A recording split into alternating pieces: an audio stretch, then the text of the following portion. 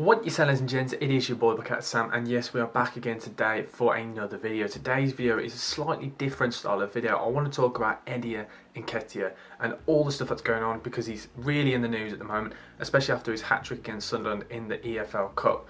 But his contract's up in the summer, and I want to discuss what's going to go on, what Arsenal should do, maybe, and what's just going to happen with his future. But if you're new to the channel, if you're an Arsenal fan, let me know in the comment section below what you guys think. Smash that like button and subscribe.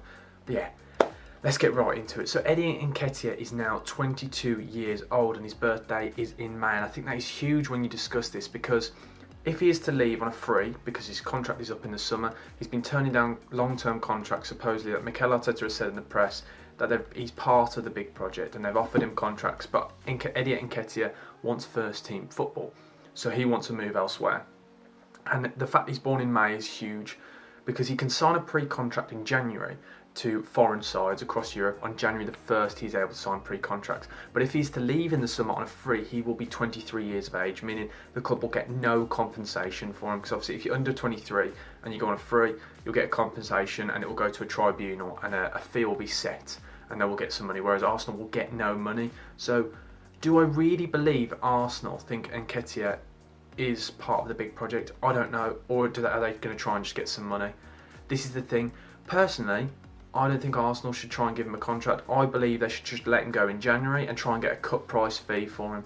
Get 10 million. That's realistically what I think his value is at.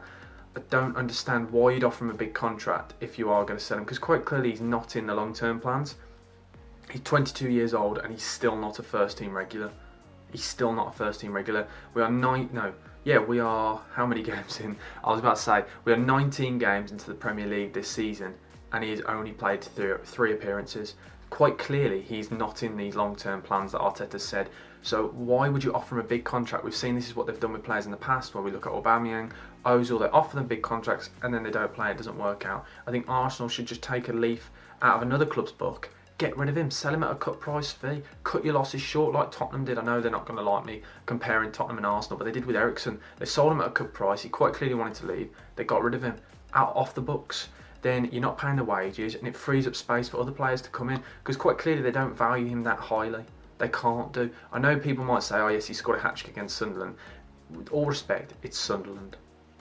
And I mean that in the nicest way possible. But Eddie Nketiah hasn't been tearing up the league this season. He hasn't scored in those 3 appearances. I think Arsenal is not his level. He's been linked with quite a few clubs all around Europe, the likes of Frankfurt and lots of other German sides. He's been linked with the French league. Both those leagues I could see him working.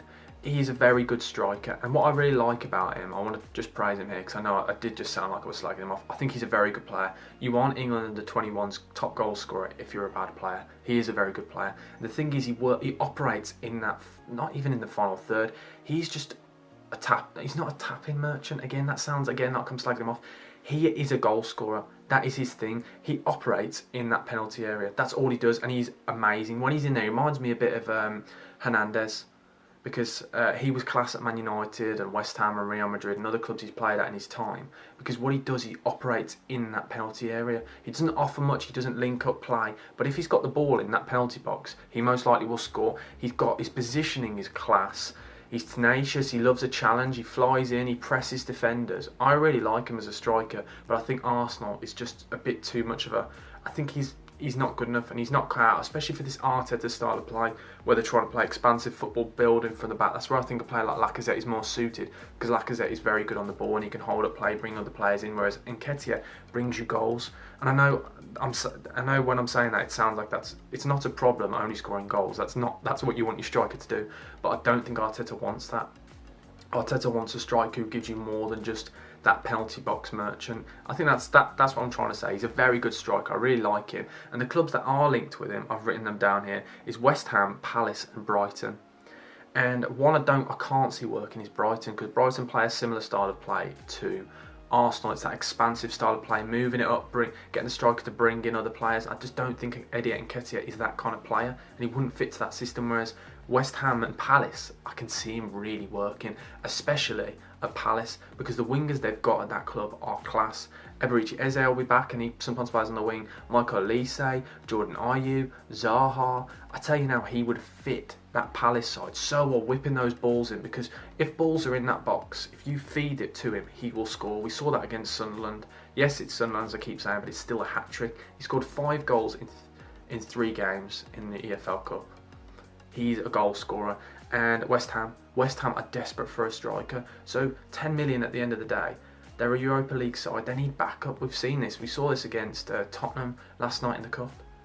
They need a backup striker. When Mikel Antonio isn't there, they're lacking in a striker. They need somebody like Nketiah, a person you can bring on who you know will provide you goals. He'll give you energy. Yes, he's not going to bring others into play. That I will say that he can do it, but it's not just to the high level that you'd potentially want. He is a goal scorer, and they need goals, because you saw that last night with West Ham. They need that number 9. That's what they're missing. So West Ham, I think, could be a huge signing for him. But overall, what I'm trying to say is Nketiah is a brilliant player. We all know that. That's not even a discussion. But I don't think Arsenal is the right club for him. And especially the philosophy and the way they're going, I just don't think Arsenal is the right fit. So I could see him at another Premier League side, and I think he'd be most likely suited to go to West Ham for a cup fee. Then it's win for everyone. Nketiah gets the move he's wanted. West Ham get a striker that they need. Everyone's winning. And then Arsenal can then reinvest that money into potentially another team, because he wants first team football, and quite clearly Arsenal can't give it him.